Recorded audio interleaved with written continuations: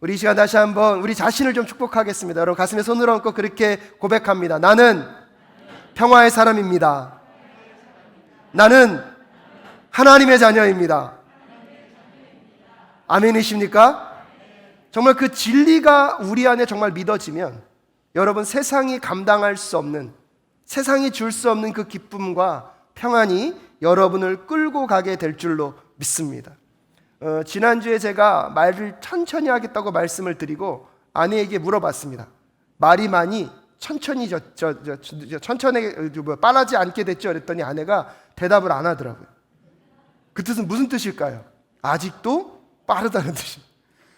저는 답답한데 여전히 듣는 분은 속도가 그런가 봅니다. 좀 더 훈련하려고 합니다. 근데 여러분, 제가 이번에 말 습관을 바꾸려고 하면서 요한일서 말씀이 더 이해가 됐어요. 끊임없이 나는 천천히 하고 싶은데요, 나도 모르게 의식하지 않으면 제 말이 어떻게 될까요? 빨라지더라고요. 아, 이것과 똑같구나. 나는 끊임없이 죄로부터 벗어나고 싶고, 나는 죄와 끊임없이 싸우고 싶은데 어느 순간 내가 의식하지 않으면 나도 모르게 어떤 습관으로요? 옛날의 습관으로 가고 있구나. 어쩌면 오늘 제가 제 무덤을 파는 걸 수도 있지만, 여러분, 윤 목사가 이 설교 속도가 조절되지 않는 것, 어쩌면 내가 훈련하지 않고 있다는 증거일 수 있습니다.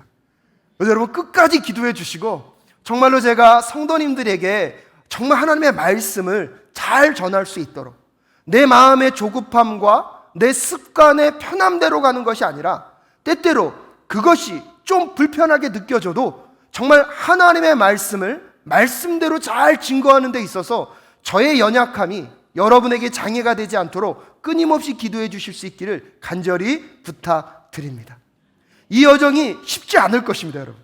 하지만 그것은 마치 제가 제 죄와 싸워야 하는 것과 똑같은 것 같습니다. 하지만 포기하지 않고 한 걸음 한 걸음 하다 보면 어느 순간 저도 모르게 더 천천히 하는 것이 익숙해지고, 성도님들이 그 설교와 말씀 속에 하나님의 말씀을 더 분명하게 듣는 그날이 꼭 오게 될 줄로 믿습니다. 포기하지 않고 끝까지 나아가는 저와 여러분 되실 수 있기를 간절히 부탁드립니다. 지난주 말씀을 전하고 한 집사님과 전화통화하게 됐습니다. 지난주 말씀을 듣고 마음이 많이 속상했던 것 같습니다. 마음이 많이 힘들고 어려우셨던 것 같습니다. 하려고 하는데 목사님 안 돼요. 나름대로 예수를 믿고 내 삶을 성장하고 성숙으로 나아가고 싶지만 매일 똑같은 걸음걸이를 하는 것 같고 변화되지 않는 내 자신이 속상하고 답답한 마음을 그렇게 표현하셨던 것 같습니다. 대화하면서 마음이 뭉클했습니다. 여전히 변화하지 않는 것 같고 내 삶에 제자리 걸음을 걷는 것 같은 그 신앙이지만, 여러분, 그것 때문에 답답해하고 아버지의 말씀 속에서 내가 이렇게 살아가는 것이 맞나 고민하는 그 대화 속에서요, 마음이 뭉클해져 오더라고요. 그러면서 제 자신에게 묻습니다. 그러면 희철이 너는, 윤 목사 너는 과연 그 말씀을 얼마큼 심각하게 받아들이고 있는가? 목회자가 십자가를 통과하지 않고서는 설교할 수 없습니다. 목회자가 먼저 그 말씀을 통과하지 않고서는 그 말씀은 살아 역동할 수 없습니다.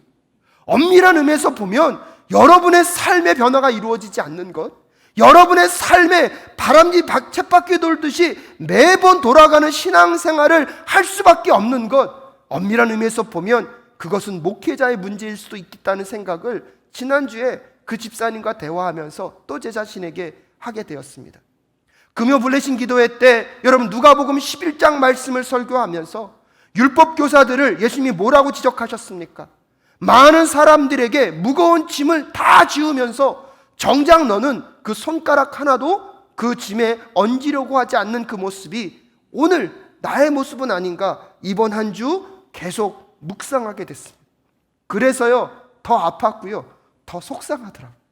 제가 제 자신의 내면을 들여다보면 저도 변화되지 않는 것 같고, 마치 이 자리에서는 여러분에게 무언가를 하는 것처럼 그렇게 해야 한다고 설교하고 있지만, 여러분 엄밀한 의미에서 보면 저도 여전히 주님 앞에서는 고개조차 들 수 없는 그런 죄인임을, 고개조차 들 수 없는 부끄러운 사람임을 우리는 깨달아 알게 됩니다. 하지만 한편으로 그 마음을 갖고 묵상하고 생각해 보니까요, 변화되지 않았더라도 어쩌면 내 삶이 하나님이 기뻐하시는 자리로 나아가지 못하고 있다 할지라도 오늘 그것 때문에 아파하고 오늘 그것 때문에 답답해하는 그 마음을 하나님은 어떻게 보고 계실까요? 사랑하는 사랑교회 성도 여러분, 그래서 저는요, 신앙은요, 바라봄이라고 생각합니다. 아직 내 삶에 변화가 이루어지지 않았다 할지라도요, 여러분, 여전히 나는 나에게 절망합니다. 나에게 속상합니다. 때때로 그래서 나에게 화가 날 때가 있습니다. 그럼에도 불구하고 끊임없이 우리가 바라봐야 할 그 하나님을 바라보는 것을 놓치지 않는다면, 아직 우리가 기대하고 우리가 꿈꾸는 것만큼 우리의 삶의 변화가 확 일어나지 않는다고 할지라도요, 그 하나님을 바라보는 그 바라봄 속에 우리의 삶을 하나하나 변화시켜 가실 하나님의 능력이 나타나게 될 줄로 믿습니다.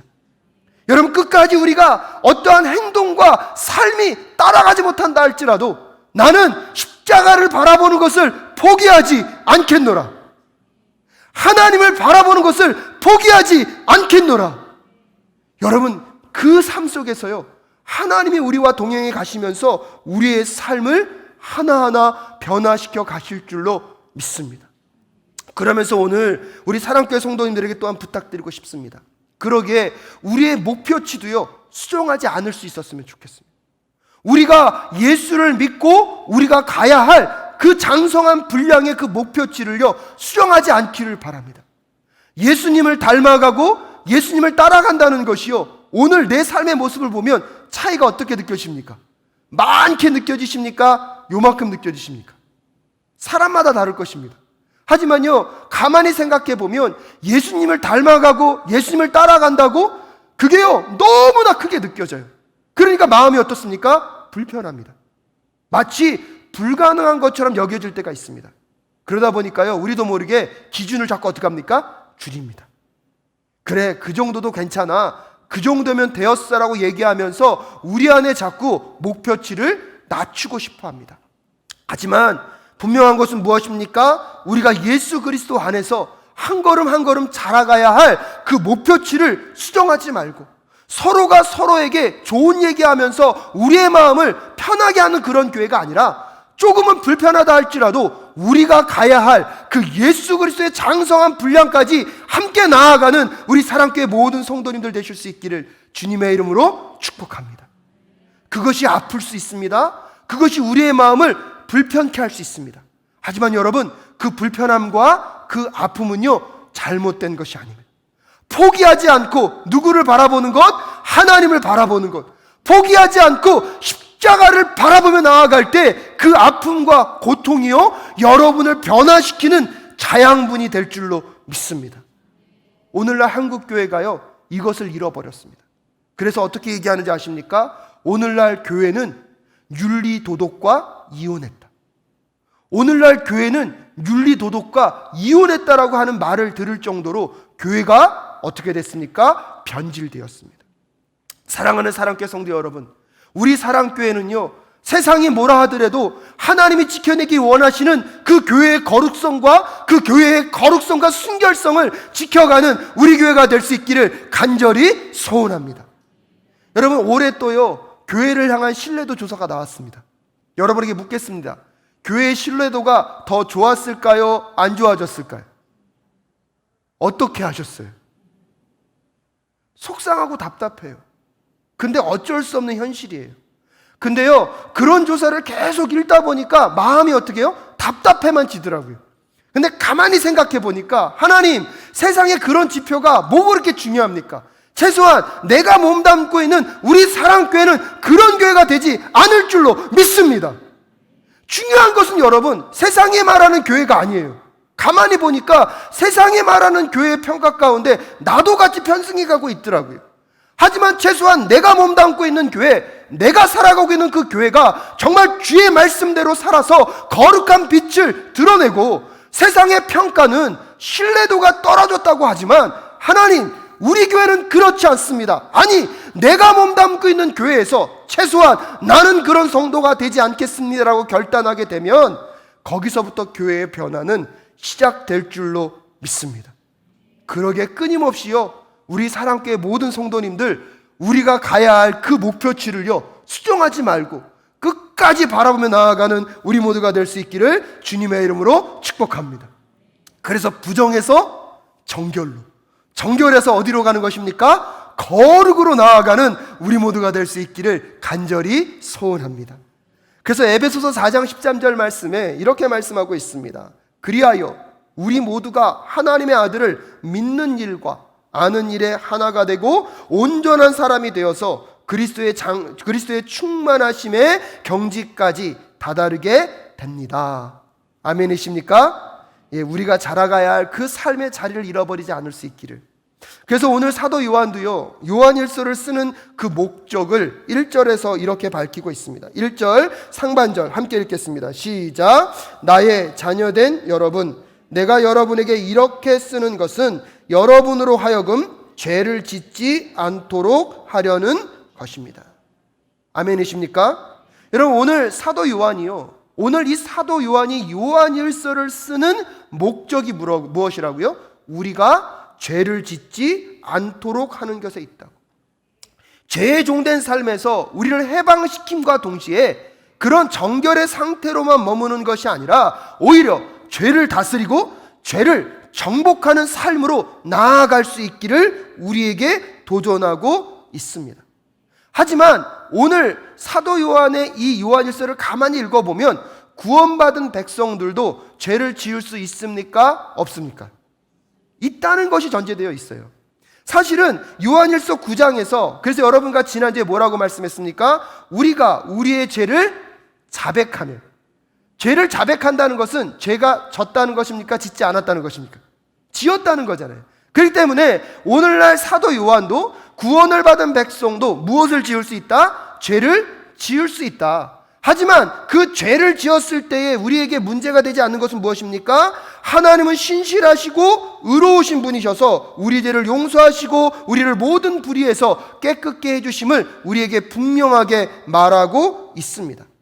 그렇다면 요한일서 9장에서요, 우리의 죄를 깨끗하게 하시고 용서케 하시는 것 몇 번까지 용서해 주실까요? 여러분, 이거 오늘 설교 잘 들으셔야 합니다. 몇 번까지 용서해 주실까요? 예, 여러분이, 제가요, 이게 은혜가 되더라고요. 1000번이요? 10,000번이요? 수천 번을 하더라도, 수만 번을 하더라도 오늘 나의 죄를 갖고 하나님께 나아가면 하나님께서 주홍 것 같이 붉은 것을 흰 눈과 같이 희게 하실 줄로 믿습니다. 중요한 것은 무엇입니까? 여러분, 우리도 죄를 지을 수 있습니다. 하지만 우리에게는 죄에 대한 무엇입니까? 대책이 있습니다. 하나님께 나아가 용서를 구하고 자비를 구하면 하나님께서 오늘 그 은혜 가운데 우리의 죄를 용서하실 줄로 믿습니다. 그런 점에서 보면요, 반복적으로 짓는 죄가 문제가 아니라 문제가 무엇입니까? 죄가 죄인지를 모르고 하나님께 나아가는 것을 포기하는 것입니다. 어떤 분들에게 있어서는요, 나는 너무나 많이 반복적으로 지었다고, 내가 이것을 너무나 많이 했기 때문에 하나님께 무엇이 없어서요? 염치가 없어서 나아가지 못한다고 말하고 있지만 여러분, 그것은 속고 있는 것입니다. 오늘 하나님은요, 우리에게 수백 번, 수만 번, 수천 번 우리가 셀 수도 없이 많은 죄를 저질렀다 할지라도 하나님께 나아가기만 하면 하나님께서 오늘 그 모든 죄를 무엇 하신다고요? 용서하신다고 우리에게 말씀하셨습니다. 그래서 지난주 말씀 속에서 여러분, 요한일서 1장 8절에서는 우리가 죄 없다라고 하고 1장 10절에서는 우리가 죄를 지은 일이 없다라고 하는 것이 문제라고 반드시 지적하고 있습니다. 죄에 대한 불감증, 죄에 대해서 죄가 죄로 여겨지지 않는 것, 아니면 우리가 구원을 받았다고 하면서 나는 어디는 가니까, 천국은 가니까 라고 생각하면서 오늘도 내가 하나님 앞에 범죄하고 하나님의 뜻대로 하지 않는 것들을 가볍게 다룸으로 인하여서요, 하나님과 우리의 사귐이 무엇이 방해하고 있습니까? 죄의 문제가 방해하고 있는 것입니다. 하지만 사랑하는 여러분, 오늘 우리에게 있어서 은혜가 무엇입니까? 그 죄에 넘어질 수 있죠. 그렇게 하고 싶지 않지만 우리가 넘어질 수 있는 순간이 있지만 하나님께서는 그 죄에 대한 대책을 이미 마련해 놓으셨습니다. 오늘 2장 1절 말씀 다시 한번 읽을까요? 함께 읽겠습니다. 시작. 나의 자녀 여러분, 내가 여러분에게 이렇게 쓰는 것은 여러분으로 하여금 죄를 짓지 않도록 하려는 것입니다. 누가 죄를 짓더라도 아버지 앞에서 변호해 주시는 분이 우리에게 계시는데 곧 의로우신 예수 그리스도이십니다. 아멘. 하나님이 죄를 짓는 우리를 향하여서 대책을 마련해 놓으셨습니다. 근데 그분이 누구라고요? 의로우신 예수 그리스도이십니다. 그 예수 그리스도는요, 어떤 분이십니까? 오늘 보면 1절 후반절에 보면 아버지 앞에서 변호해 주시는 분이 예수 그리스도입니다. 이 변호해 주시는 이 분의 이 뜻이요, 돕는 자, 누구의 어려움들을 돕는 자, 보혜사와 같은 뜻을 갖고 있습니다. 그러면서 오늘 우리가 죄를 지을 때마다 하나님 앞에서 우리를 향하여 변호해 주시는 변호사가 계신데 그분이 누구라고요? 예수 그리스도라고 알려주고 있습니다. 그렇다면 이 참되신 변호사이신 그 참된 변호사이신 예수님은 어떤 분이실까요? 첫 번째로 여러분 기억하십시오. 그분은 실패를 모르는 변호사이십니다. 사도 요한은 오늘 법정 용어를 통하여서 우리의 죄의 문제에 대해서 대변해 주시고 변호해 주시는 예수님에 대해서 설명하고 있습니다. 하나님은요, 거룩하신 분이십니다. 죄를요, 조금도 용납할 수 없는 분이 우리 하나님이십니다. 그래서 죄에 대한 문제에 대해서는 철저하게 다루실 수밖에 없는 분이 우리 하나님이신데요, 그 죄에 대한 문제로 우리가 재판정에 서게 되면 우리를 대신하여서 우리를 변호하여서 누가 서십니까? 예수 그리스도께서 서십니다. 여러분은 아마 재판장에 서보신 경험이 없으시겠지만 저도 없습니다.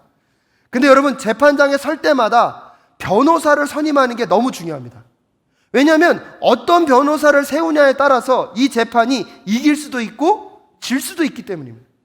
그래서 세상 사람들도 이 재판에서 이기고 싶으면 그 변호사가 아무리 비싸더라도, 비용을 많이 지불할 수밖에 없다 하더라도 그 변호사를 어떻게 합니까? 고용할 수밖에 없습니다. 여러분, 그것과 똑같습니다. 죄에 대한 문제에 대한 재판이 하늘에서 열리고 이 땅 어디에서 열린다고 하더라도 예수 그리스도가 우리의 변호사가 되어주시는 순간 그 예수 그리스도는 무엇을 모르신다고요? 패배를 모르십니다. 실패를 모르시는 분이십니다.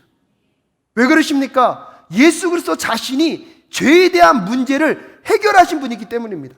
어느 누군가가 우리의 죄를 송수하기 위하여서 우리가 손과 발로 지은 죄를 송수하고 있을 때마다 예수 그리스도께서 우리를 위하여 대신 못 박히신 손과 발을 그 현장에서 내어 미실 것입니다. 우리의 생각, 우리의 눈, 우리의 귀, 우리의 입으로 범죄한 것들을 누군가가 송사할 때마다 우리를 대신하여서 머리에 가시관을 쓰신 예수 그리스도가 우리에게 그 대변자로 서실 것입니다. 우리의 마음과 생각으로 지은 죄들 때문에 여러분, 옆구리에 창을 찔리셔서 물과 피를 다 쏟으심으로 우리의 죄값을 치르신 그 예수 그리스도께서 우리의 마음으로 지은 죄, 우리의 생각으로 지은 죄로 누군가가 송사해 오고 있을 때마다 그분은 그 옆구리에 상처를 보이시면서 이미 그 모든 죄값은 어떻게 됐다? 치워졌다. 이미 그 죄에 대한 모든 근거가 사라졌다는 사실, 그 증거를 내어 보일 수 있는 분이 누구십니까? 우리를 지금 대변하고 계신 예수 그리스도이십니다. 그분은 이 땅 가운데 완전한 대제사장으로 오셔서 여러분 2절 말씀에 보면 그는 우리의 죄를 위한 무엇이 되셨습니까? 화목 제물이 되셨습니다. 완전한 제물로서 그분이 하나님 앞에서 십자가 위에서 죽으심으로 우리에 대한 죄에 대한 모든 문제를 완벽하게 해결하셨습니다. 여러분, 그래서 히브리서 7장 27절 말씀에 보면 히브리서 7장 27절 말씀 함께 읽겠습니다. 시작. 그는 다른 대제사장들처럼 날마다 먼저 자기 죄를 위하여 희생제물을 드리고 그 다음에 백성을 위하여 희생제물을 드릴 필요가 없습니다. 그는 자기 자신을 바쳐서 단 한 번에 이 일을 이루셨기 때문입니다. 아멘이십니까? 그래서 여러분 2절 후반절에 보면 그는 우리 죄를 위한 화목제물이시니 우리의 죄만 위한 것이 아니라 온 세상을 위한 것입니다 라고 얘기하고 있습니다. 완벽한 제사장이기 때문에 한 번의 제사를 통하여서 여러분 오늘 우리들의 죄뿐만 아니라 과거와 미래와 세대와 공간과 시간을 뛰어넘어서 온 인류의 모든 죄를 누가 담당하셨습니까? 예수 그리스도께서 담당하셨습니다. 그래서 그분이 죄의 재판이 이루어지는 그곳에 우리를 대신하여서 변호사로 쓰는 순간, 예수 그리스도가 우리를 변호하는 순간 죄의 문제에 있어서 그 누구도 실패할 수 없습니다.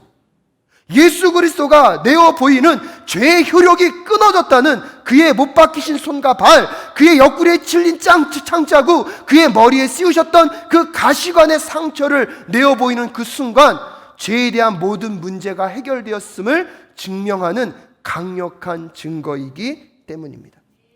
사랑하는 사랑교회 성도 여러분, 예수님께서 법정에서 다루지 못할 죄는 없습니다. 그것이 아무리 무거운 죄라고 할지라도, 그것이 수백 번, 수천 번, 수만 번 반복된 죄라고 할지라도, 그래야 해서 아주 탁월한 검사, 아주 교묘한 검사가 나타나서 우리의 죄의 문제를 끊임없이 들추어내고 우리에 대한 사건을 끊임없이 소송하고 싶다 할지라도 예수 그리스도가 그 모든 죄의 사건이 효력, 정지되었음을 보여줄 수 있는 증거를 가지고 계신 그 변호사 되신 예수 그리스도께서 오늘 여러분을 위하여서 변호하고 계십니다.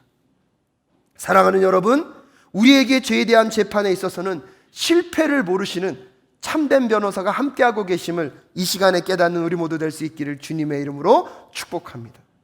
더 놀라운 것은요, 두 번째로 이 참된 변호사이신 예수 그리스도는요, 지금도 우리를 위하여서요 최선을 다하고 계시다는 거예요.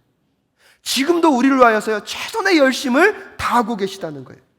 로마서 8장 34절 말씀에 이런 말씀이 있습니다. 우리 함께 읽겠습니다. 시작. 누가 감히 그들을 정죄하겠습니까? 우리 그리스도 예수는 죽으셨지만 오히려 살아나셔서 하나님의 오른쪽에 계시며 우리를 위하여 대신 간구하여 주십니다. 아멘이십니까? 지금 예수 그리스도가 부활하셔서 무엇하고 계시다고요? 하나님 우편에서 우리를 위하여 끊임없이 뭐하고 계십니까? 간구하고 계십니다. 히브리서 7장 25절 말씀에서는 이렇게 말씀하고 있습니다. 함께 읽을까요? 시작. 따라서 그는 자기를 통하여 하나님께 나아오는 사람들을 완전하게 구원하실 수 있습니다. 그는 늘 살아계셔서 그들을 위하여 중재 간구를 하십니다. 아멘이십니까? 이 말씀을 띄워놓으시고 보세요. 하나님께 나아오는 사람들을 완전하게 무엇하실 수 있다고요? 구하실 수 있다고. 또한 그는 늘 살아계셔서 그들을 위하여서 지금 뭐하고 있습니까? 중재의 간구를 하고 계신 분이 참된 변호사이신 누구십니까? 예수 그리스도이십니다. 잘 살아보려고 했는데, 구원받고 예수님을 닮아가고 따라가고 싶은데 때때로 우리는 무엇할 수 있습니까? 넘어지고 쓰러질 수 있습니다. 죄를 범할 수 있습니다. 그럼에도 불구하고 여러분, 우리가 다시 하나님께 나아가면 우리의 참된 변호사 되신 예수 그리스도께서 우리에 대한 죄에 대한 모든 문제들을 깨끗하게 변호해 주십니다. 여러분, 그러기 때문에 우리의 삶 속에서요, 여러분의 마음 속에서 감당하지 못할 죄는 없음을 깨달으셔야 해요. 하지만 그만큼 잘 살고 싶은데 우리도 모르게 계속 무엇합니까? 넘어집니다. 내 죄의 습관이요 자꾸 나를 어떻게 하십니까? 사로잡습니다. 그러니까 나도 모르게 자꾸 무엇합니까? 절망하고 여러분 낭망하게 됩니다. 아마 여러분 요한일서를 계속 설교를 듣다 보면 여러분도 모르게 마음 가운데요 좋은 마음보다는 어떤 마음이 들까요? 힘들고 어려운 마음이 자리할 수 있어요. 왜 나는 저렇게 안 되지? 왜 나는 저렇게 살지 못하지? 여러분, 그렇게 마음이 들 때마다 여러분 그것이요 여러분에게는 다시 살아날 수 있는 소망이라고 깨달을 수 있기를 주님의 이름으로 축복합니다. 왜냐하면 사도 바울도요, 그가 그의 자신을 들여다봤을 때 예수님을 따라가고 싶지만 그렇지 못한 그의 삶에 대해서는 어떡합니까? 절망했습니다. 로마서 7장 24절 말씀에 보면 사도 바울이 이렇게 고백합니다. 여러분, 로마서 7장 24절 말씀 함께 읽겠습니다. 시작. 나는 비참한 사람입니다. 누가 이 죽음의 몸에서 나를 건져 주겠습니까? 여러분, 사도 바울이 이렇게 고백하고 있습니다. 로마서 7장 25절 말씀 그 다음 절 말씀에 보면요, 사도 바울이 이렇게 얘기합니다. 함께 읽겠습니다. 시작. 우리 주 예수 그리스도를 통하여 나를 건져주신 하나님께 감사를 드립니다. 그러니 나 자신은 마음으로는 하나님의 법을 섬기고 육신으로는 죄의 법을 섬기고 있습니다. 여러분, 사도 바울의 이 갈등의 상황이 느껴지시나요? 지난주에 제가 함께 교제했던 그 집사님의 마음이 이 마음이 아닐까요? 사도 바울조차도 이 갈등 가운데 있었어요. 잘하고 싶어요. 정말 죄를 짓고 싶지 않아요. 하지만 내 마음의 원함은 있는데 내 육신이 어때요? 약해요. 그래서 넘어지고 쓰러질 수 있어요. 그래서 나에게는 절망해요. 실망할 수 있어요. 사랑하는 사랑교회 성도 여러분, 여러분에게는 더 절망할 수 있기를 주님의 이름으로 축복합니다. 그때 내가 나에게 절망하게 될 때 우리는 다시 무엇을 바라볼 수밖에 없습니까? 십자가를 바라볼 수밖에 없습니다. 참된 변호사이신 예수님을 바라볼 수밖에 없습니다. 여러분, 그때 여러분에게 하나님이 주시는 소망이 시작될 줄로 믿습니다. 죄의 문제에 있어서는 내가 이길 수 없어요.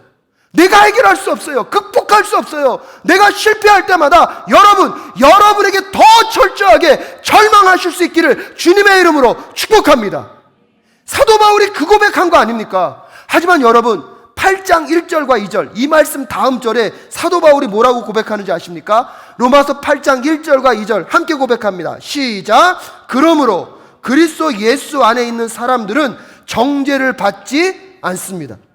그것은 그리스도 예수 안에서 생명을 누리게 하는 성령의 법이 당신을 죄와 죽음의 법에서 해방하여 주었기 때문입니다. 아멘이십니까? 여러분, 이 일을 누가 해주셨습니까? 예수 그리스도가 해주셨습니다. 여러분의 죄의 문제를 해결함과 동시에 그 예수를 믿고 구원을 얻었음에도 불구하고 오늘 우리의 삶에 죄를 저지를 수 있지만 끊임없이 예수 그리스도가 그런 우리를 위하여 무엇하고 계십니까? 지금도 간구하고 계십니다. 하나님과 우리의 거리가 멀어지지 않도록, 하나님과 우리의 사귐이 멀어지지 않도록 지금도 참된 변호사 대신 예수 그리스도가 여러분을 위하여서 뛰고 계심을 깨닫는 이 시간 되실 수 있기를 주님의 이름으로 축복합니다. 그러게 여러분, 말씀 속에서 나에게 절망할 때마다, 말씀 속에서 나는 왜 변화되지 않는가, 왜 내 삶에는 아무런 이렇게 변화가 없는가를 고민하고 아파할 때마다 다시 포기하지 마시고 하나님을 바라보시고 십자가를 바라보며 나아가는 우리 모두가 될 수 있기를 주님의 이름으로 축복합니다. 여러분이 한번 생각해 보십시오. 여러분이 상상할 수 있는 그 극악무도한 최악의 죄악들을 정말로 내가 용서할 수 있는데 이 정도까지는 괜찮은데 그 정도까지는 안 된다고 선언하는 그 순간까지 상상해 보십시오. 하지만 예수 그리스도가 여러분을 위하여 변호하실 때 여러분, 그 죄의 범위 속에 한계는 없습니다. 그러기에 오늘 우리에게 소망이 있는 것입니다. 사랑하는 사랑교회 성도 여러분, 참된 그 예수 그리스도가 오늘 여러분의 변호사이심을 여러분 믿으십니까? 여러분이 그분을 정말로 나의 변호사로 여러분 고용하셨습니까? 그분에게 사건 접수하셨습니까? 그런데 무엇을 걱정하십니까? 무엇을 염려하십니까? 내가 나에게 좀 실망스럽고 내 모습이 조금은 실망스러워도 여러분 더 실망하십시오. 하지만 누구를 바라보는 것입니까? 십자가를 바라보는 것입니다. 하나님을 바라보는 것입니다. 하지만 세 번째로 여러분 꼭 기억하셔야 합니다. 이렇게 실패를 모르시고 지금도 우리를 위하여 열심히신 변호사신 참된 변호사를 우리가 의뢰하고 우리의 죄의 문제를 의뢰하였다 하더라도 내 마음대로 죄를 지어도 된다는 것을 아님은 기억하실 수 있기를 바랍니다. 여러분, 그냥 머리에 논리적으로 보면요, 예수 그리스도의 십자가가 해결 못할 죄는 없습니다. 그러니까 논리적으로 보면 어차피 내가 내 마음대로 살아도 십자가는 그 죄를 용서할까요, 용서하지 않을까요? 그러니까 논리적으로는, 머릿속으로 생각해 보면 그게 맞잖아요. 하지만 우리가 예수 그리스도의 십자가를 통과하여서 정말 구원을 받았다면 오늘 우리가 그러니까 용서는 어차피 받을 거니까 내가 죄를 져도 된다는 생각이 있을까요? 죄를 짓지 말아야 되는 생각으로 가야 할까요? 이게 굉장히 중요해요. 왜냐하면 여러분, 여기서 왜 이것이 중요하냐면 예수 그리스도의 십자가의 사건을요, 제가 뭐라고 말씀드렸죠? 하나님의 거룩과 하나님의 사랑이 어떻게 됐다고요? 같이 나타난 것이다. 하나님의 거룩 때문에 죄의 문제를 해결하셔야 되는데, 그 죄의 문제를 해결하기 위해서 하나님의 무엇이? 공의가 이루어져야 돼요.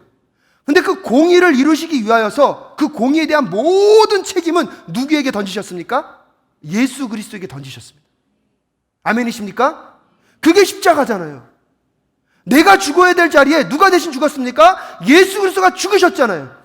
그래서 예수 그리스도의 공의를 다 누구에게 떠넘기셨습니까? 예수 그리스도에게 떠넘기시고요, 우리에게 뭘 주셨습니까? 하나님의 사랑을 주셨습니다. 그 하나님의 사랑 때문에 오늘 우리가 이 자리에 있는 줄로 믿습니다. 그 하나님의 사랑 때문에 오늘 이 자리에 우리가 함께 서 있는 줄로 믿습니다. 그리고 그 사랑을 만났다면 이 십자가의 공의가 모든 죄악을 다 사할 수 있다는 것을 알매도 불구하고 죄를 기뻐하겠습니까? 죄로부터 떠나시겠습니까? 여러분, 그것이 십자가입니다. 논리적으로 보면 십자가는요, 모든 죄를 사할 수 있습니다. 아멘이십니까? 수천 번, 수만 번 계속해서 반복되는 그 모든 죄를 사하시는 것이 십자가입니다.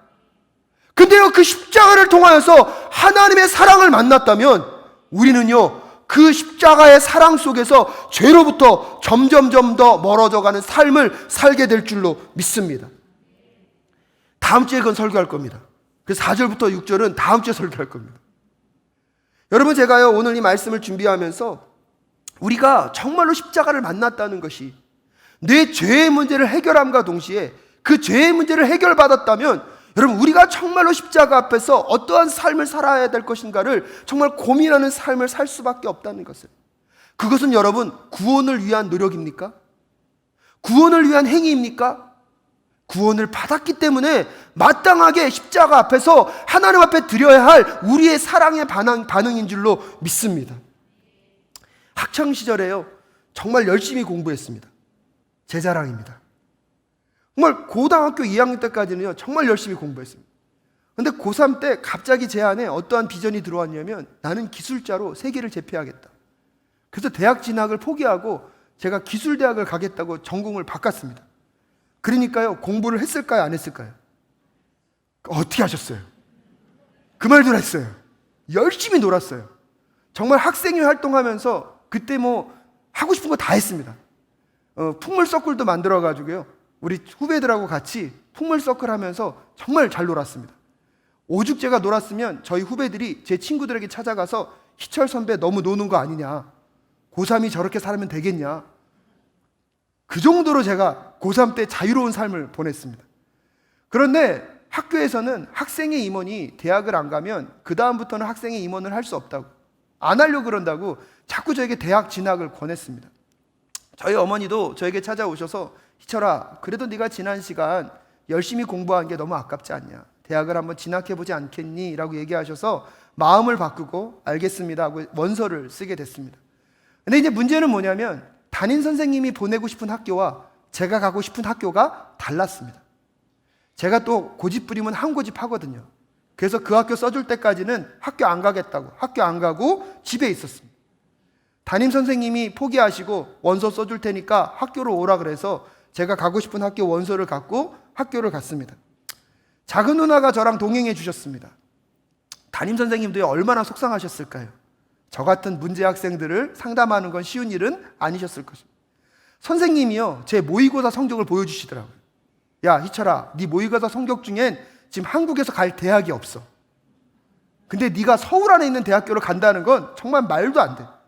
근데 제가 끝까지 고집 부렸거든요. 이 학교 아니면 안 됩니다. 그랬더니요, 선생님이 진짜 그냥 화가 났나 봐요. 욕이란 욕은 다 하시면서 제 원서를 휙 던져버리시면서 가져가! 그러시더라고요. 근데 그때 저희 작은 누나가 제 곁에 있었거든요. 그 원서를 주섬주섬 챙겨서 걸어 나오면서 누나가 옆에서 그러더라고요. 저는 혼날 줄 알았거든요. 근데 지금도 잊혀지지가 않아요. 운동장을 쭉 걸어가면서 누나가 그러더라고요. 희철아, 우리는 너를 믿는다. 그런데 누나는 네가 그런 대우 받는 게 너무 속상하다. 그때요, 제 마음 가운데 울컥하더라고요. 운동장에서 누나에게 그랬어요. 누나, 미안해. 이제 내가 나머지 시험 잘 준비할게. 여러분, 그러고 나서 어떻게 했을까요? 진짜 공부만 했어요. 근데 묻겠습니다. 그 공부는요, 저의 자존심 때문에 했을까요? 여러분, 어느 순간 누나와 나는 하나 되어 있더라고요. 내가 잘못했는데 그 선생님이 욕하고 있는데 그 욕을 누가 같이 들어먹고 계셨습니까? 누나가 같이 들어먹고 있어요. 그럼 누나가 당연히 나에게 그럴 수 있잖아요. 야, 너 때문에 내가 왜 이 욕 들어먹어야 돼? 네가 좀 제대로 했으면 내가 이런 대우 여기서 받겠어? 이렇게 얘기했더라면 아마 저는 그날 감동이 없었을 거예요. 근데 누나의 그 한마디, 희철아, 우리는 너를 믿는다. 근데 네가 이런 대우를 받는 게 너무 속상하다는 그 말이요, 제 마음 가운데 확 들어왔어요. 그때부터는 제 삶은 누구와 뗄래야 뗄 수 없습니까? 누나와 뗄래야 뗄 수 없고 우리 가족과 뗄래야 뗄 수가 없는 거예요. 나의 명예는 곧 누구의 명예입니까? 우리 가족의 명예가 됐고요, 나의 실추는 곧 우리 가족의 실추가 되어버렸습니다. 여러분, 그 한 달의 시간은요, 저에게 있어서는 다시 돌아올 수 없는 기회라고 생각하고 목숨 걸고 공부했습니다. 여러분, 저는요, 십자가는 그런 거라고 생각합니다. 나의 죄악과 나의 수치 때문에 예수 그리스도가 십자가에서 우리의 모든 죄 때문에 하나님이 우리에게 물으시는 공의를 다 감당하셨습니다. 그리고 우리에게는 무엇만 주셨습니까? 사랑만 주셨습니다. 그럼 그 사랑을 만난 우리는 다시 무엇을 바라봐야 합니까? 십자가의 공의를 바라봐야 할 줄로 믿습니다. 오늘 저는요, 하나님이 우리에게 그렇게 말씀하시는 것 같습니다. 너희들을 누르고 있는 그 죄, 너희들을 감싸고 있는 그 죄의 문제가 너희들을 더 힘들게 하고 있지 않냐? 세상으로부터 언제까지 그렇게 손가락질 받으면서, 왜 그런 대우를 받으면서 기독교인으로 살고 있냐라고 말씀하시는 그 하나님의 음성이 들리는 오늘 이 시간 되실 수 있기를 주님의 이름으로 축복합니다. 나는 너희들을 믿는다. 나는 너희들을 신뢰한다. 하지만 너희들이 세상 속에서 그런 대우 받는 게 속상하다고 말씀하시는 그 하나님의 음성을 듣는 오늘 이 시간 되실 수 있기를 주님의 이름으로 축복합니다. 여러분의 죄의 문제는 참된 변호사이신 예수 그리스도가 다 해결하셨습니다. 아멘이십니까? 그 참된 변호사와 함께 이제 이 세상을 살아가시면서 여러분의 삶의 모습을 어떻게 들이시겠습니까? 하고 싶지만 하지 않아 실패할 때마다 여러분 포기하지 마시고 누구를 바라본다? 하나님을 바라본다. 잘하고 싶은데 실패할 때마다 여러분 포기하지 마시고 끝까지 십자가를 바라보실 수 있기를 주님의 이름으로 축복합니다. 그럼 그 참된 변호사이신 예수 그리스도께서 오늘 나와 함께하고 계심을, 그 참된 변호사이신 예수 그리스도께서 나를 위하여 간구하고 계심을, 그 참된 변호사이신 예수님이 나의 모범 되셔서 나보다 앞장서셔서 나와 함께하고 걸어가고 계심이 오늘 여러분의 삶을 하나하나 바꾸어 가게 될 줄로 믿습니다.